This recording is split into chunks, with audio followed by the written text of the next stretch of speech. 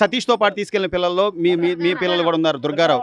అసలు ఏం జరిగిందమ్మా, ఏం చెప్పారు, మీకు ఏమైనా ఆధారాలు చూపించారా? ఈ పిల్లలే చేశారని, ఈ పిల్లలు చేశారని ఏం ఆధారాలు ఏం చూపెట్టలేదండి. వీడియో కెమెరాలు అవి కూడా ఏం పిల్లలు ఏం తెలీదు, వాళ్ళని తెలీదు.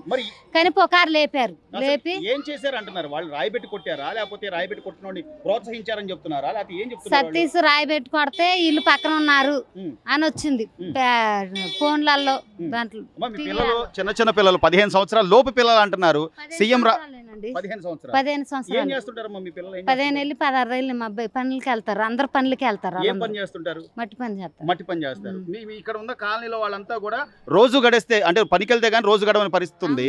మరి మీరు అంటే ఈ పిల్లలు కానీ ఒక రాష్ట్ర ముఖ్యమంత్రిని వెళ్ళి రాయితో కొట్టాలి అనే ఆలోచన చేస్తారంట? అసలు చేయరండి, అసలు లేదు. ఎందుకు చేస్తారండి? అసలు పగ ఏం చేద్దానికి? మామయ్య అన్నందుకు మాకెంత బాగా పెట్టిండు మామయ్య. ఇప్పుడు అసలు మాకేమి చెప్పలేదండి. పిల్లగాన్ని ఓట్ల ఎలక్షన్ కదమ్మా, ఒక అరగంట సెట్ చేసి పంపిస్తామమ్మా. చెకింగ్ చేసి ఏం చేస్తారంట? బాన్పిస్లు అవి తాగుతున్నారు పిల్లలు. రోజుకి ఇద్దరిని తీసుకెళ్ళి చెకింగ్ చేస్తున్నాం. ఇప్పుడు మీ అబ్బాయిని ఇంకో అబ్బాయిని తీసుకెళ్తాం అంట. మేము అప్పటికి నేను పంపినాను. ఇంట్లోకి వచ్చి తలుపు కొట్టి సందులోకి వచ్చి తీసుకెళ్లారు పిల్లగాన్ని, పనుకున్న పిల్లగాన్ని. తెల్లారి గట్ల 5:30కి. అప్పటికి నేను అడిగా, మా పిల్లోడు అట్లాంటోడు కాదని మా పైన వాళ్ళు కూడా చెప్పారు. ఆ అబ్బాయి అసమంటోడు కాదు, అసలు రోడ్డు మీద కూడా వెళ్ళరు.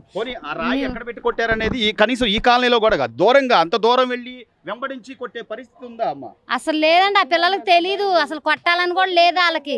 పొద్దుగులు పని చేసే వచ్చే వాళ్ళకి ఏం తెలిసిద్దండి కొట్టాలని. ఇక్కడే ఉన్నారు. ఇక్కడ ఆయన వస్తున్నాడని 200 ఇస్తా అంటే సరే మా పిల్లల్ని కూడా తీసుకొని వెళ్ళామండి మేము ఆర్చి దగ్గరికి. ఆయన ఆర్చి దాటాడు, పిల్లల్ని తీసుకొని వచ్చేసాం అందరం. అంతే, వెనక్కి వచ్చేసాం. ఎలాంటి సంబంధం లేదు. మా తెలీదండి పిల్లలు ఎక్కడ ఉన్నారో కూడా ఇప్పుడు చెప్పట్లేదండి. ఇందాక ధర్నా చేస్తేనేమో పోలీసు వాళ్ళు మేము 6 తెస్తాం, తేపోతే అప్పుడు చేయండి అంటున్నారు. మరి వాళ్ళ మాటలు కూడా మా నమ్మకం లేదు. మా పిల్లలు మాకు కావాలన్నారు. వచ్చినందుకు 200 ఇస్తా అంటేనే రండి, జెండా పట్టుకుంటే 200 ఇస్తానంటే మడిసికి మేము జెండాలు పట్టుకొని నిలబడ్డందుకు మా పిల్లలు మేము తప్పు అయిపోయింది. ఇప్పుడు అది ఎక్కడ పెట్టారో తెలీదు. పోలీస్ స్టేషన్కి వెళ్తే పోలీస్ స్టేషన్కి 10 సార్లు వెళ్ళాం. వెళ్ళంగా వెళ్తే బియ్యాన్ని ఎక్కించారు పిల్లలందరినీ. మా అబ్బాయి 7 మందిని ఇక్కడ పిల్లల్ని తీసుకెళ్ళి పోలీస్ స్టేషన్కి తీసుకెళ్తాం. మా ఆయన వెళ్ళారు. వెళ్తే మళ్ళీ అమ్మట ఏరో యాన్ ఎక్కించాడు. పిల్లలందరినీ ఎక్కించి కమిషనర్ ఆఫీస్ కాడికి తీసుకెళ్తాం. మేము ఆడికి వెళ్ళన్నా, ఆడికి వెళ్తే ఆడ తీసుకురాలేదంట. మళ్ళీ తిరిగి ఇక్కడ పోలీస్ స్టేషన్కి వస్తే ఇక్కడ రాలేదంట.